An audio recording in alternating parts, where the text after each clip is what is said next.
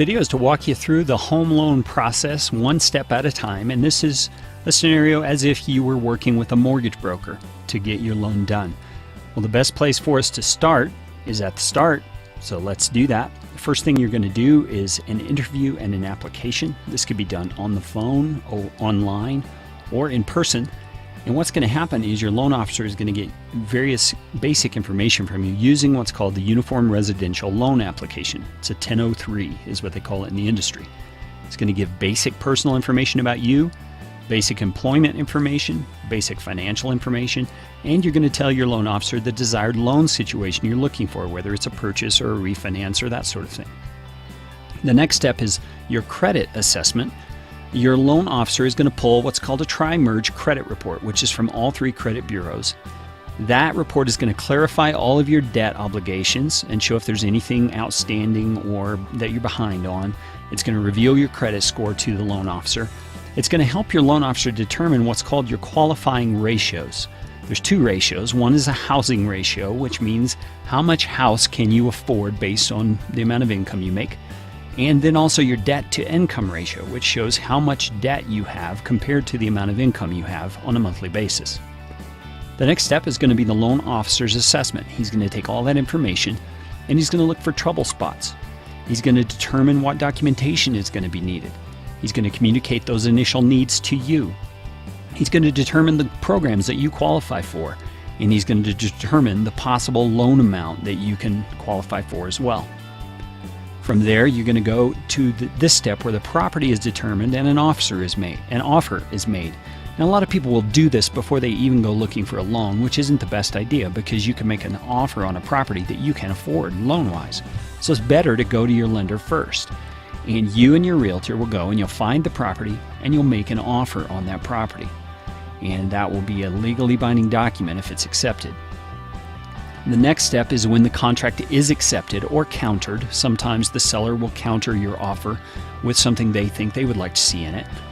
When this is an accepted contract, deadlines are going to be set for the inspection, the appraisal, the loan objection, which means certain conditions have to be met by that date, and for the closing. All those dates will be set. And the realtor will send your loan officer a copy of your contract. At that point, your loan officer will give you loan disclosures, and this is telling you all about the kind of loan you're looking for. It's going to be the first batch of paperwork you're going to receive. He may also send you a list of documents to collect, and you will sign, date, and initial everywhere it's indicated and return those to your loan officer. Then you're going to begin gathering documentation. You're going to provide the documents your loan officer tells you that he or she needs, and he or she is going to assemble those into what they call a loan package. From there, he's going to submit the loan to processing. That's where the documents are evaluated, additional documents may be requested, and this is really a step within the loan officer's company where they are assessing the loan ahead of time, saying, are we ready to submit this to the lender? Do we have everything we need? And if they do this well, you should run into a lot less trouble and slowdowns in your loan process.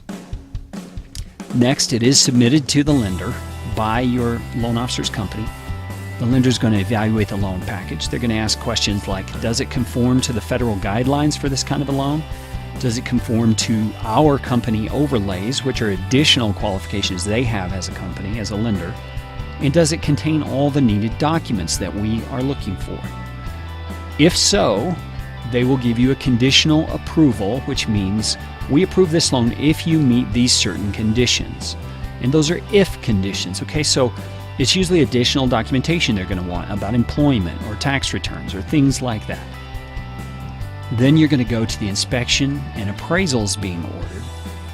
Now, the inspection is optional. It's something you can do or not, but it's recommended and it's at your cost. That's where an inspector goes out and checks over the property that you're interested in to make sure there's nothing seriously wrong with it. I highly recommend it.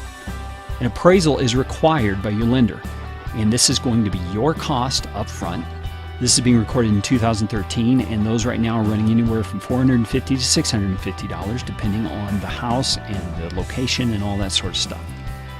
You may also need some additional certifications up front, which are going to be your cost. They're not going to be part of your loan cost. You'll have to pay these up front.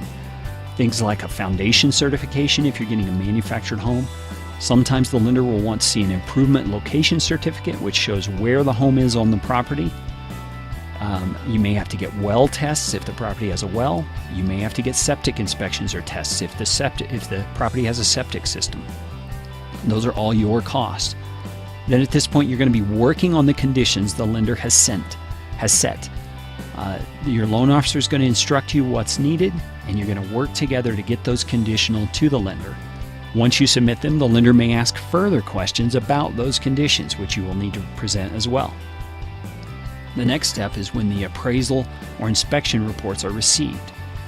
The appraisal report is going to reveal the value of the property according to what the appraiser sees when he goes out there. A high value means you're getting a good deal. If it comes out higher than what you've offered to pay for the property, you're getting a good deal because you're going to have some instant equity in that property. A low value means you may have to renegotiate the sale to get the seller to drop the price, because the lender is not going to lend you money on a property that is not worth as much as the loan they're giving you. So they will only lend up to the value of the property. Then you're going to lock your loan rate. Now this is the one step in here that's not always done right here. Sometimes it's done sooner. And what this means is your loan officer is going to be watching the rates daily, and he will advise you about when to lock your loan. Now locking your loan means you're getting a rate and you're guaranteeing that rate. So once your loan is locked, your rate is guaranteed, not before. So you need to talk to your loan officer about how you want to go about locking the loan and what rate you're looking for that you want to lock. You may never get that rate because the rates may never go that low, but with the cooperation of your loan officer, you'll be able to do this in a timely way and in a way that'll please you. Then the next step is being cleared to close. This is when the lender clears all the conditions, says you've given them everything they need. The lender and the title company are going to prepare the documents for the closing, and the loan officer is going to give you the dollar amount you're going to need to bring in for the closing. And this will differ with every loan situation. Once you're cleared to close, you're going to go to the loan closing on the date that it's set for. You're going to attend it, and I encourage you to get your hand ready to sign. You're going to have to sign a lot of documents. You're going to bring in the cash that's required for you to bring in order to close. They'll want a cashier's check, not a personal check. And the seller is going to be paid for their home through the title company, and that's from the loan proceeds that have been given to the title company to pay on their behalf to the seller. So the seller will get a check. And then that's the finish of the process. At that point, you walk out of closing, you are a homeowner. And that is the process of getting a home loan through a mortgage broker, step by step.